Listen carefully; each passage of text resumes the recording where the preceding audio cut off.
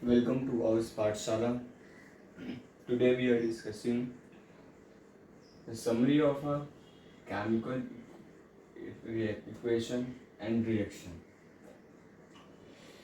In a summary, we have discussed in a previous videos. We have discussed all these points in a detail. First one is an introduction. Second one is a how to balance the chemical equation, and third one is the types of a chemical reaction, and fourth one is the effect of oxide in our daily life.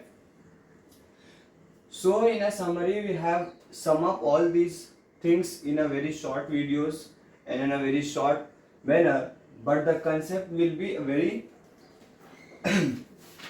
keep and clean. Introduction. Let's discuss our first point. What is the introduction of a chemical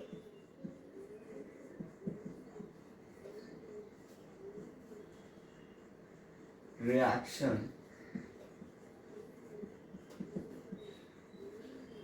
and equation or reaction, whatever.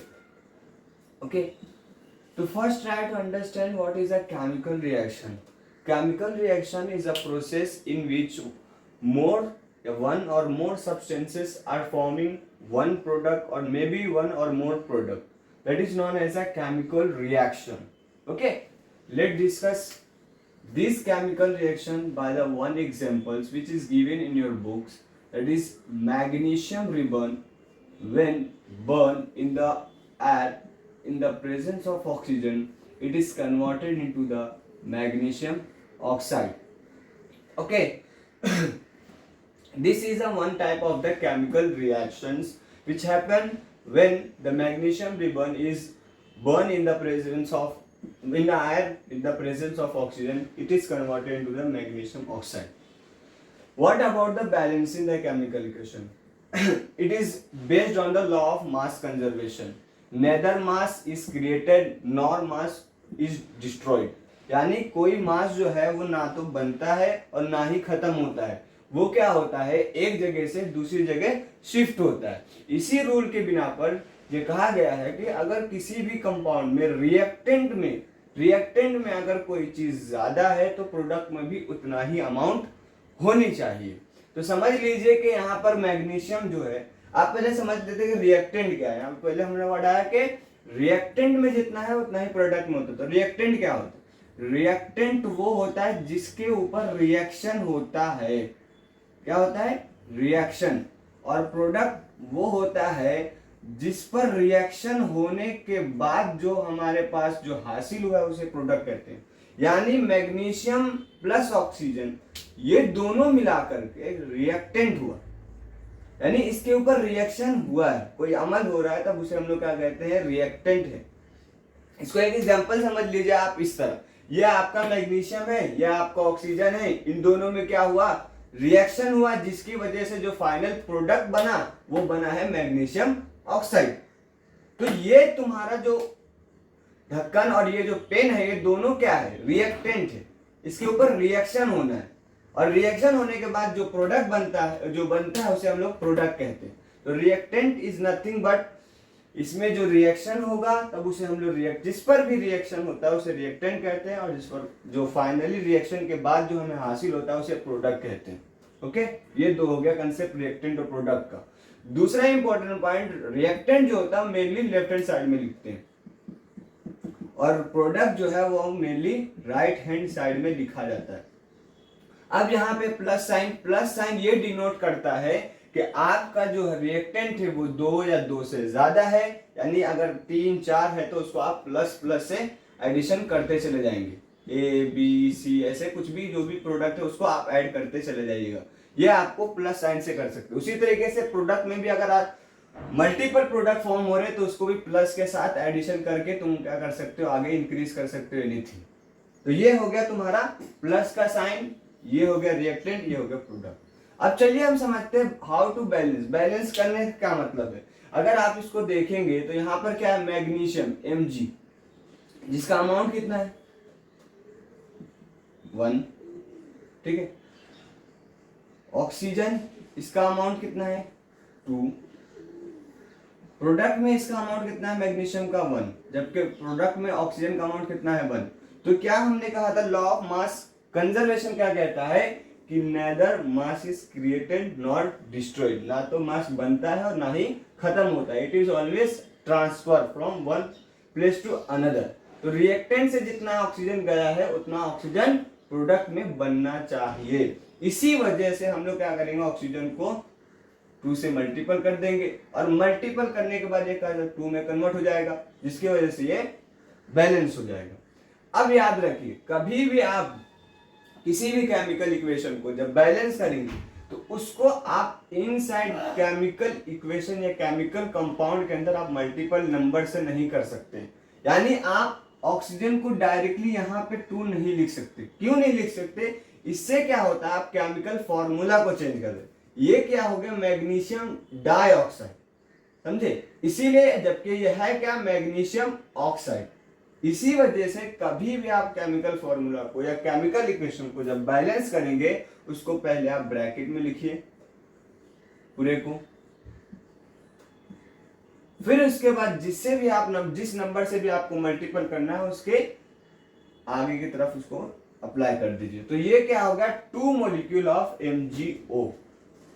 तो यहां पर जैसे हम multiply करते हैं 2 से, वो क्या होता है, Mg का अमाउंट भी 2 से मल्टीपल हो जाता है, जिसकी वजह से Mg क्या हो गया, 2 हो गया। अब यहाँ पर 2 Mg हो गया और 2 ऑक्सीजन हो गया, तो आप प्रोडक्ट में क्या हो गया, मैग्नीशियम का अमाउंट बढ़ गया, जिसके वजह से हमें रिएक्टेंट में भी मैग्नीशियम का अमाउंट 2 से ही मल्टीप्लाई करना पड़ेगा, जिससे इसका वैल्यू क्या हो जाएगा, बराबर हो जाएगा। तो इस तरह हम लोग करेंगे।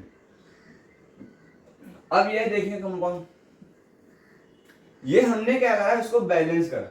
अब बैलेंस करने के बाद हम लोग क्या करते हैं, उसके फिजिकल स्टेट में लिखते हैं। तो ये लिखा जाएगा 2 Mg solid plus O2 in gaseous form is converted into the 2 MgO in a solid form. This is a balanced chemical equation. इस तरीके से हम किसी भी चीज को क्या कर सकते हैं, बैलेंस कर सकते हैं। ठीक है, अब दूसरा हमारा टॉपिक समझते हैं, types of a chemical reaction. और याद रखिए इसको, types of a chemical reaction की बात करते हैं हम लोग। तो हमारे पास टाइप्स की जब बात करते हैं तो हमारे पास मल्टीपल टाइप्स के हमारे पास केमिकल रिएक्शंस हैं, जिसमें पहला हम लोग डिस्कस करते हैं, हम लोग प्रीवियस वीडियोस में भी हम लोग पढ़ चुके हैं कि टाइप्स ऑफ केमिकल रिएक्शन में हम लोग डील करे थे 7 type of the chemical reaction से, जिसमें फर्स्ट पॉइंट है कॉम्बिनेशन रिएक्शन, दूसरा पॉइंट है यहाँ पर डीकम्पोजिशन रिएक्शन, तीसरा पॉइंट है यहाँ पर displacement reaction, and third point है यहाँ पर, फोर्थ पॉइंट है यहाँ पर डबल डिस्प्लेसमेंट रिएक्शन, फिर उसके बाद रिडॉक्स रिएक्शन, फिर एक्सोथर्मिक रिएक्शन, फिर इंडोथर्मिक रिएक्शन। चलिए हम लोग पूरे को एक एक करके समझने की कोशिश करते हैं कि कॉम्बिनेशन क्या रिएक्शन क्या होता है। तो यहाँ पे डिस्कस करते हैं what is a combination reaction. आप वर्ड से ही, इसके नेम से ही समझ सकते हैं, किसी चीज का कंबाइन हो जाना क्या कहलाता है, कॉम्बिनेशन रिएक्शन। समझ लीजिए कि आप क्या है, आप स्कूल में जा रहे हैं पहली मरतबा, तो पहली मरतबा जाते तो क्या करते हैं, आप और आपका दोस्त जो है वो अलग अलग है, आप उसको नहीं जानते। तो आप क्या है, समझ लीजिए आप एक दोस्त है, तो आप एक ए हैं, मान लीजिए आपने आपको एक ए कंसीडर करते हैं, और आपका दोस्त जो है वो बी है। आप जब तक उसको नहीं जानते वो अलग अलग था, जैसे ही आपको उसके साथ दोस्ती होती है या फिर उसका सोच जो है आपके जैसा मिलता है, तो आप लोग क्या करते हैं, उसके साथ बॉन्डिंग बनाना शुरू करते हैं, यानी उसके साथ रहना शुरू करते हैं, जिसके वजह से क्या होता है, आप दोनों में एकताई आ जाती है और आप दोनों एक साथ रहते हैं, जिसके वजह से क्या होता है, आप दो होकर के भी एक जैसा ही रहते हैं। जैसे इस पेन के समझ सकते हैं, इसी एग्जांपल से फिर से समझिए, यह आपका ए है और यह आपका बी है, ठीक है। जैसे इस पर कॉम्बिनेशन रिएक्शन होगा, ये ए और बी दोनों कंबाइन हो जाएंगे और फॉर्म हो जाएंगे ए बी। तो हमने क्या देखा, रिएक्टेंट मल्टीपल है मगर प्रोडक्ट कितने फॉर्म हुए, एक। इसको कहते हैं कॉम्बिनेशन रिएक्शन, यानी कंबाइन हो जाने वाला रिएक्शन। जिस रिएक्शन में कॉम्बिनेशन होता है उसे कहते हैं कॉम्बिनेशन रिएक्शन, ठीक है। चलिए इसका एक एग्जांपल भी देख ही लेते हैं।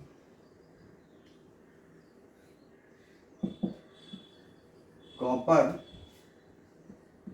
in a solid form when react with the oxygen in a gaseous form it's form the copper oxides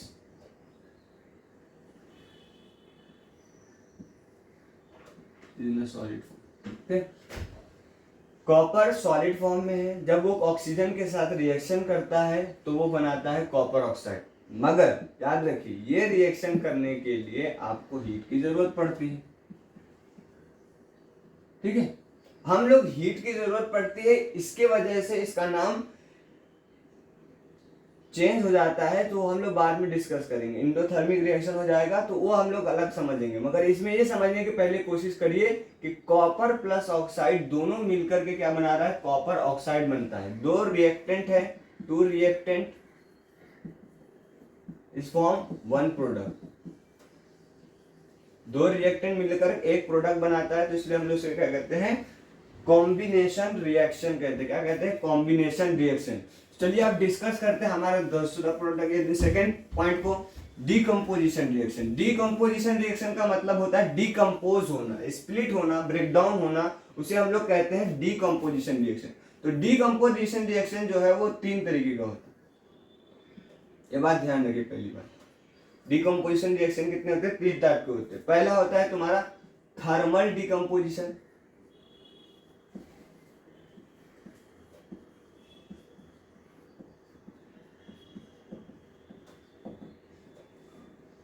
दूसरा होता है तुम्हारा इलेक्ट्रोलाइटिक डीकम्पोजिशन,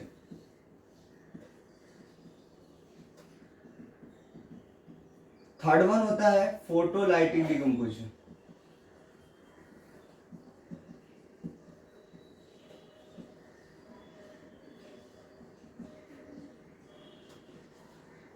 ठीक है, अब समझ लीजिए आपकी दोस्ती थी किसी के साथ, और गर्ल्स हो सकता है, बॉयज हो सकता है, उसमें कोई प्रॉब्लम नहीं है। अगर दोस्ती है तो आप उसको, जब दोस्ती टूटती है तो मालूम क्या होता है, बीच वाला कोई बंदा होता है।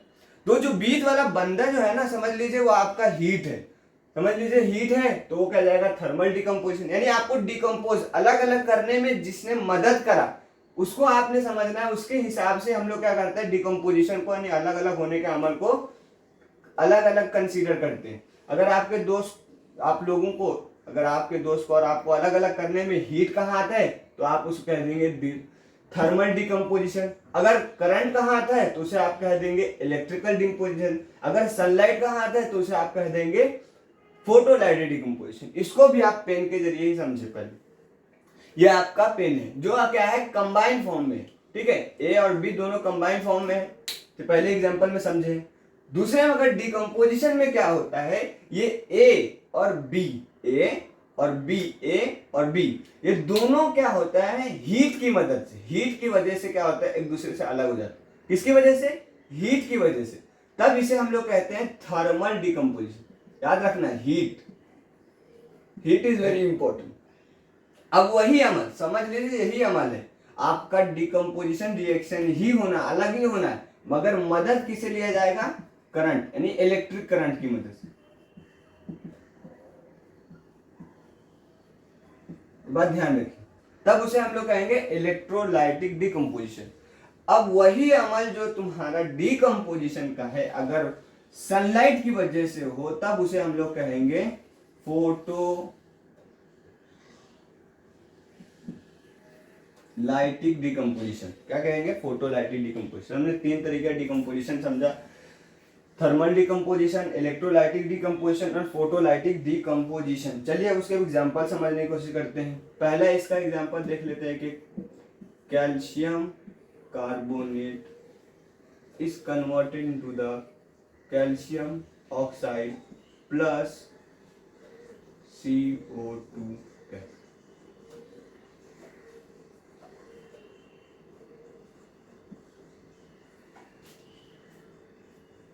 और ये हुआ रिएक्शन किसकी मदद से, हीट। तब इसे हम लोग कहेंगे थर्मल डिकम्पोजिशन। ठीक है, calcium carbonate with the help of heat is converted into the calcium oxide plus carbon dioxide। Okay, अब इलेक्ट्रोलाइटिक डिकम्पोजिशन की बात करते हैं। इलेक्ट्रोलाइटिक डिकम्पोजिशन का एक अच्छा एग्जांपल है water is split into the hydrogen gas plus oxygen gas with the help of electric current. Okay, and fourth one is a photolytic decomposition. photolytic decomposition का क्या है एग्जांपल एक समझ लेते हैं. AgCl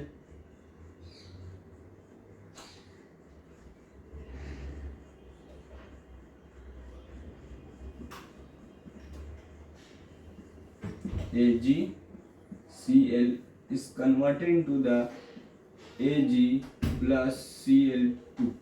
तो यहाँ पर एक G है यानी Ag है यानी, और यहाँ पे क्लोरीन 2 है जबकि यहाँ पे एक ही क्लोरीन है. इसकी वजह से इसको 2 से मल्टीप्लाई करेंगे जिसकी वजह से 2 Ag हो जाएगा, इसलिए 2 को Ag से मल्टीप्लाई करेंगे. और किसकी प्रेजेंस में हुआ ये? सन लाइट की. ठीक है, ये पॉइंट ध्यान रखिए. तो हमने डिकम्पोजिशन रिएक्शन को तीनों तरीके से समझ लिया. Thermal decomposition, when decomposition occur in the presence of या with the help of heat, that is called the thermal decomposition. When the decomposition reaction is happened with the help of the electric current, that is known as the electrolytic decomposition. Example is water is splitting into the hydrogen plus oxygen gas. And third one is a photolytic decomposition. When decomposition occur in the presence of या with the help of the sunlight, this is known as a photolytic decomposition. Example is silver chloride is converted into the silver plus chlorine, that is with the help of the sunlight. So it is known as a it is all about the decomposition reaction. Our next point, your next topic is displacement reaction. By the name you can easily understand that what which type of the reaction will happen in this topic. Displacement अगर आप समझने की कोशिश करें तो आप ही समझ लीजिए आप डिस्प्लेस हो रहे हैं. तो आप डिस्प्लेस होने का मतलब क्या हुआ? आप अपनी जगह बदल रहे हैं. सीधी मतलब हुआ, अगर मैं यहाँ से समझ लीजिए डिस्प्लेस हो रहा हूँ, यहाँ से हट करके यहाँ चले जा रहा हूँ, तो मैंने क्या करा? अपना प्लेस बदला यानी पोजीशन को चेंज करा, जगह को बदला, तब उसे हम लोग क्या कहते हैं? डिस्प्लेसमेंट रिएक्शन कहते हैं. और इसके अलावा इसमें कुछ खास नहीं. डिस्प्लेसमेंट रिएक्शन में यही पॉइंट समझने की रहता है कि डिस्प्लेसमेंट रिएक्शन में क्या होता है? सिर्फ पोजीशन बदलता है. मगर एक इंपॉर्टेंट पॉइंट ये है कि साइंस में क्या करते हैं? Reason why this type of the reaction happen. मैं यहाँ से अगर मूव कर रहा हूँ, यहाँ पे जा रहा हूँ, तो कोई रीजन होगा. बगैर रीजन के कोई भी मूवमेंट नहीं होता, वरना क्या होता है? एनर्जी बिल्कुल क्या होता है? लॉस होता है. और कोई भी नेचर में ऐसा प्रोसेस नहीं है जिसमें क्या होता है? एनर्जी क्या होगा? अपने आप को स्टेबल ना करते हुए डीस्टेबल कर. हर चीज स्टेबल होनी चाहती है जिसकी वजह से वो मूवमेंट करती है, कोई चीज करती है. तो डिस्प्लेसमेंट रिएक्शन भी जो आपका होता है वो भी होता है बिकॉज ऑफ द एफिनिटी, यानी किसके में कितना ज्यादा रिएक्टिंग, जितना ज्यादा रिएक्शन करने की क्षमता जिसके पास होगा उसके पास वो मूवमेंट करेगा. अब इसको एग्जांपल, डिस्प्लेसमेंट रिएक्शन क्या होता है? Displacement reaction is happen when one molecule is displace their position from one place to the another. Suppose कर लीजिए इस एग्जांपल में कि आयन जो है वह रिएक्ट करता है या फिर डुबो कर रखा जाता है कॉपर सल्फेट के सॉल्यूशन में. तो वहां से क्या होता है? कॉपर सल्फेट जो है उसमें से सल्फेट निकल करके आयन के साथ कंबाइन हो जाता है, जिसकी वजह से वो प्रोडक्ट बना लेता है आयन सल्फेट, और उसके बाद कॉपर रह जाता है. तो इसको हम लोग कहते हैं डिस्प्लेसमेंट. इसने क्या करा? सल्फेट ने कॉपर का जगह छोड़ करके आयन का पोजिशन पकड़ लिया, तो इसको डिस्प्लेसमेंट कहलाता है. और इसमें एक इंपॉर्टेंट पॉइंट है कि डिस्प्लेसमेंट क्यों हुआ? तो डिस्प्लेसमेंट इसलिए हुआ क्योंकि इसकी एफिनिटी जो है आयन की वो कॉपर से ज्यादा है, जिसकी वजह से सल्फेट मॉलिक्यूल कॉपर को छोड़ करके आयन के पास चले आया. अब उसका हमारा दूसरा पॉइंट समझते हैं, डबल डिस्प्लेसमेंट रिएक्शन. इसमें भी सेम कहानी ही है, यानी सेम ही कंसेप्ट है, मगर पॉइंट क्या है? दो मरतबा डिस्प्लेसमेंट हो गया, यानी दो जगह से डिस्प्लेसमेंट हो. समझ लीजिए एग्जाम्पल है क्या है तुम्हारा? Na2SO4 plus BaCl2 is converted into BaSO4 plus NaCl. Okay, देखिए यहाँ पर क्या होगा कि ये जो Na2SO4 है वो कन्वर्ट हो जा रहा है आपका NaCl में, यानी यहाँ का जो क्लोरीन मॉलिक्यूल था वो कंबाइन हो गया सोडियम के साथ, जबकि यहाँ पे जो सल्फेट मॉलिक्यूल था वो कंबाइन हो रहा है जाके बैरियम से। तो एक डिस्प्लेसमेंट तो यहाँ से हुआ, तो एक हो गया डिस्प्लेसमेंट रिएक्शन, जबकि दूसरा वाला डिस्प्लेसमेंट सल्फेट का है, सोडियम से हो रहा है बैरियम की तरफ, तो ये डबल डिस्प्लेसमेंट हो गया। ठीक है, ये समझने की कोशिश, इसी को कहते हैं हम लोग डबल डिस्प्लेसमेंट रिएक्शन, यानी डिस्प्लेसमेंट होगा मगर क्या होगा, दो जगह से होगी, इसलिए इसको कहते हैं डबल डिस्प्लेसमेंट रिएक्शन। अब हमारा थर्ड पॉइंट समझने की कोशिश करते हैं, जिसमें लिखा है हमारा थर्ड पॉइंट है रिडॉक्स रिएक्शन। रिडॉक्स रिएक्शन क्या होता है, आपको प्रीवियस वीडियोस या प्रीवियस लेक्चर में समझाया गया है कि रिडॉक्स रिएक्शन जो है वो कॉम्बिनेशन होता है ऑक्सीडेशन का और रिडक्शन का। तो रिडॉक्स रिएक्शन को समझने से पहले हम लोग इन्हीं दो पॉइंट को पहले समझ लेते हैं, what is a oxidation and what is a reduction.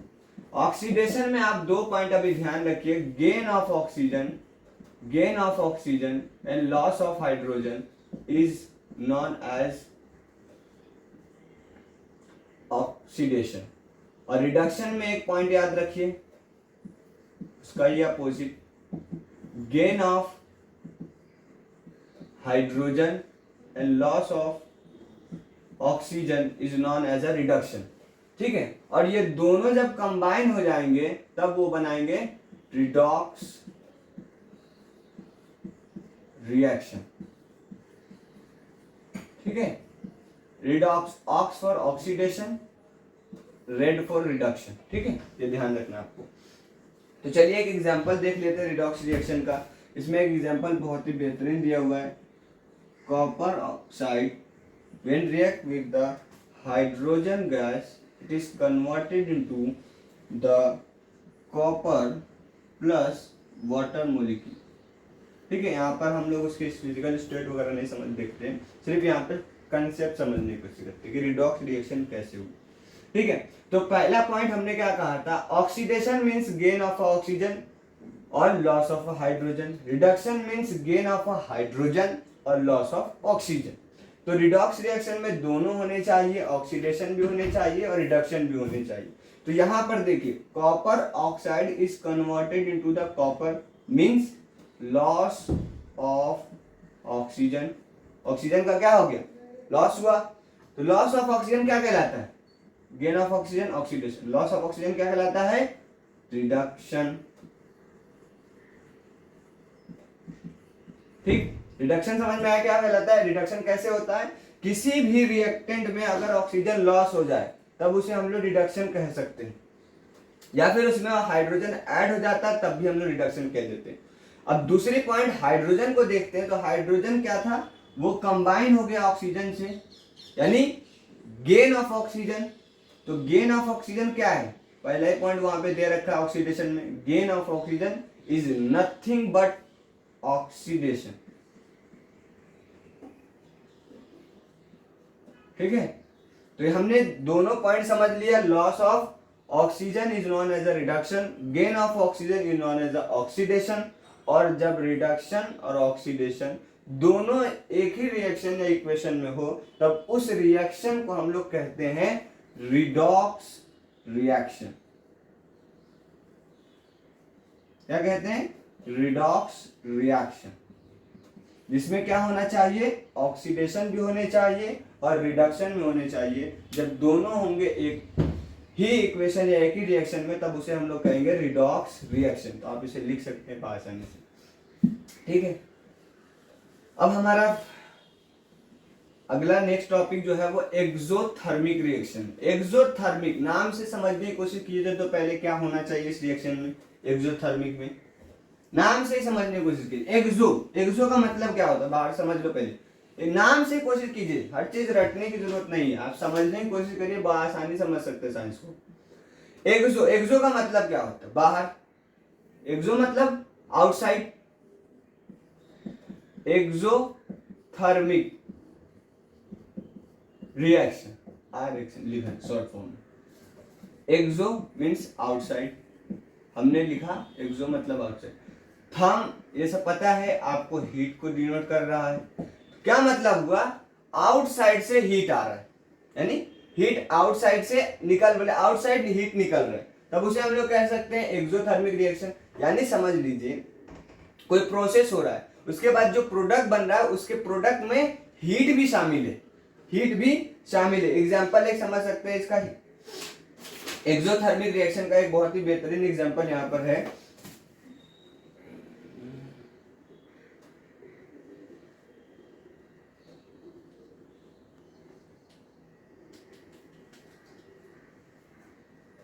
Methane gas जब रिएक्ट करता है ऑक्सीजन से, तब वो कन्वर्ट होता है आपका कार्बन डाइऑक्साइड में प्लस वाटर मॉलिक्यूल में, और उसके साथ साथ हीट रिलीज होती है। क्या रिलीज होती है? हीट। तो हीट जो आपका है वो क्या है, प्रोडक्ट फॉर्म में मिला, यानी वो रिलीज हो रहा है।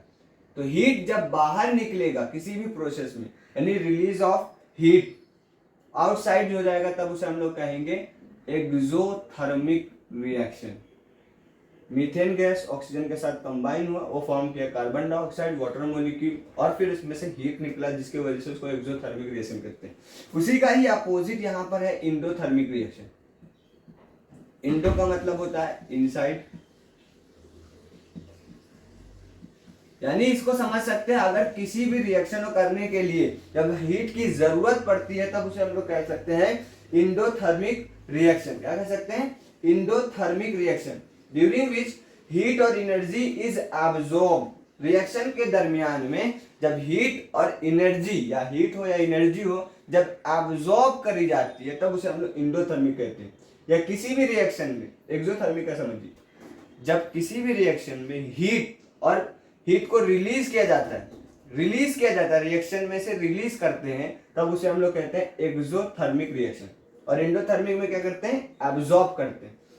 एक एग्जांपल वही वाला समझ लीजिए, थर्मल डिकम्पोजिशन का एग्जांपल इसमें भी लग जाएगा। कैल्शियम कार्बोनेट जो आपका मॉलिक्यूल है, वो हीट की मदद से कन्वर्ट हो जाएगा calcium oxide plus carbon dioxide. ठीक है, इसमें हमने क्या करा, हीट को एब्जॉर्ब किया। तो इंडोथर्मिक रिएक्शन में क्या होता है, हीट को एब्जॉर्ब करते हैं। जैसे हमने पहले इसमें समझा था, calcium oxide is converted with the help of the heat. Calcium carbonate is converted into the calcium oxide plus carbon dioxide with the help of heat. तो heat यहाँ हमने क्या करा, absorb करा। ठीक है, तब इस तरह को हम लोग क्या कहते हैं, इंडोथर्मिक रिएक्शन कहते हैं। चलिए हमारा नेक्स्ट टॉपिक समझते हैं, effect of oxides in a daily life. हम लोग डेली लाइफ में समझते हैं कि जो आपका आयन है वो क्या होता है, ब्राउन कलर में कन्वर्ट हो जाता है, उसको रस्टिंग आप लोग कहते हैं। सिल्वर जो आपके वो घर में पहनते हैं कोई भी लेडीज वगैरह, वो क्या होता है कुछ दिनों में क्या होता है, ब्लैकिश कलर में कन्वर्ट हो जाता है। कॉपर का जो बर्तन आपके घर में इस्तेमाल कोई कर रहा है, तो वो देखिएगा उसमें भी क्या होगा, आपका वो ग्रीन ग्रीन कलर थोड़ा सा होने लगता है। तो ये सब क्यों होता है, तो उसके पीछे का एक रीजन है कोरोजन।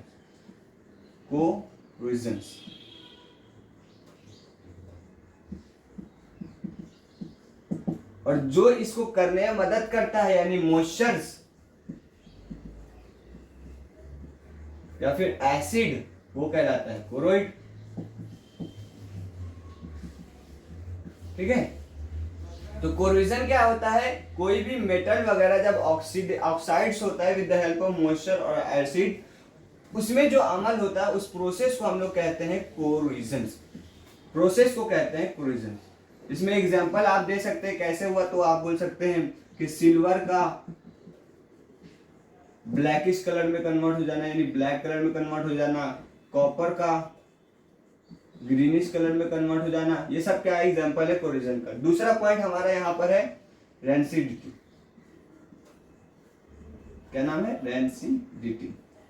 रेंसिडिटी भी आप कॉमनली घर में भी देखे होंगे, जब आपका ऑयली फूड मटेरियल का हम लोग आउटसाइड फ्रिज में न रखते हुए बाहर रख देते, तो क्या होता है, ऑयली मटेरियल क्या होता है, वो धीरे धीरे क्या होता है, प्रेजेंस जो ऑक्सीजन होता है उसके साथ कंबाइन हो जाता है, और कंबाइन होने की वजह से उस ऑयल में और फैट में, ऑयल हो या फिर फैट हो, उसमें क्या होता है, ऑक्सीडेशन होता है। और ऑक्सीडेशन होने की वजह से क्या होता है, उसमें से स्मेल भी एकदम बहुत गंदी सी स्मेल आती है और उसका टेस्ट भी जो होता है बिल्कुल खराब हो जाता है। तो ये असल में क्यों हुआ, क्योंकि ऑयल और फैट में क्या होगा, रेनसाइड फॉर्म हो जाता है। क्या फॉर्म हो जाता है, रेनसाइड। और इसी रेनसाइड की वजह से क्या होता है, उसका स्मेल और टेस्ट दोनों क्या हो जाता है, बदल जाता है। और इसी बिना पर क्या करते हैं, चिप मैन्युफैक्चरर जो होते हैं, चिप्स के पैकेट में से ऑक्सीजन को निकाल करके नाइट्रोजन गैस डाल देते हैं ताकि उसके ऊपर कोई भी ऑक्सीडेशन का प्रोसेस ना हो। ये था आज का हमारा पूरा chapter, chemical equation and reaction. ठीक है, तो अगली बार से देखते हैं नेक्स्ट चैप्टर जो है वो डिस्कस करने की कोशिश करेंगे। चलिए आप तैयारी कीजिए बोर्ड का, इंशाल्लाह आप अच्छा नंबर लाएंगे। Thank you so much. My name is Sheikh Abdul Wahid.